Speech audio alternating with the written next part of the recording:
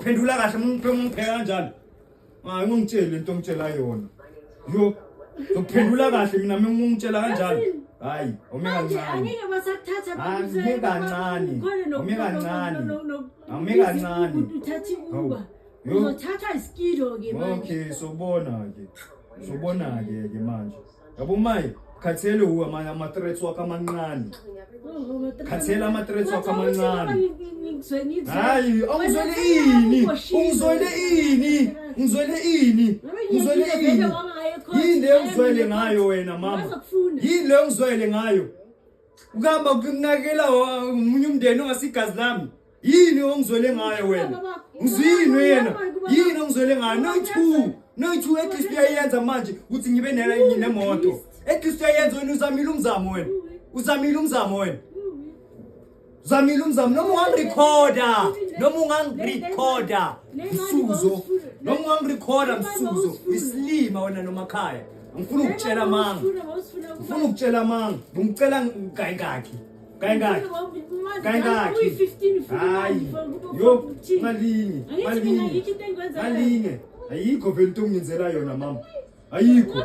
angeke ngisakucele angeke ngisakuceleke mina uyazi ukuthi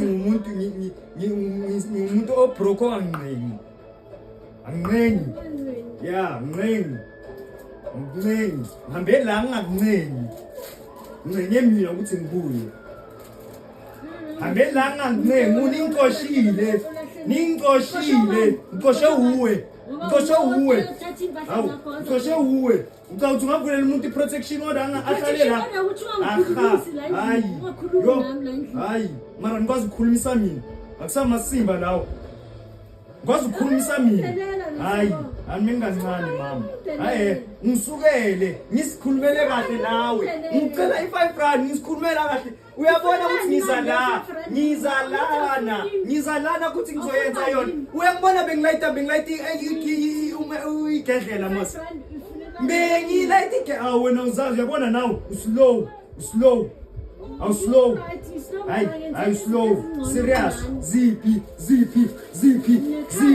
nawe ubhuti wakho bakushaya imali la usakhuluma zipi yo hayi slow serious angifuna ukutshela mama slow ngokubuza into eyi-1 ngithi ungangisukela kanjani ngiza la ngilayita igedlela ngizoyenza zona lezitsha lezi ezinye ngasezami ngenza zona uyabona ukuthi angiyenza amakhonya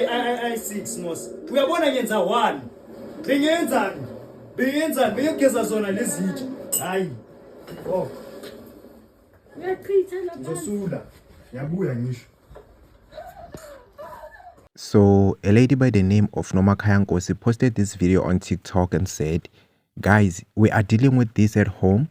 The amount of disrespect my mother and I get is too much. I'm drained by all of this." Fans were shocked and they flooded the comment section to express their views about the boy's attitude. One person commented and said, "My brother was like this to my mom, but the day umama washona ngalo, he cried more than all of us." Another person in the comments believes that the boy might be innocent and that the mother always sides with her daughter instead of him. Now, I want you to tell me what you think about this video. Do you think there's ever a good enough reason to speak to your mother in such a disrespectful manner? Comment down below.